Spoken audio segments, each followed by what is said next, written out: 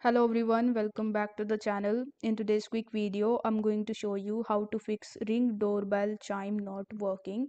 So if you are still having an issue, it's possible that your Ring doorbell chime isn't working. So in order to fix it, you need to check the device. If blue lights are flashing, your Ring chime is disconnected and needs to be plugged in. Then you need to restart the device and unplug your Ring chime from the outlet, then plug it back in, and this will resolve your issues.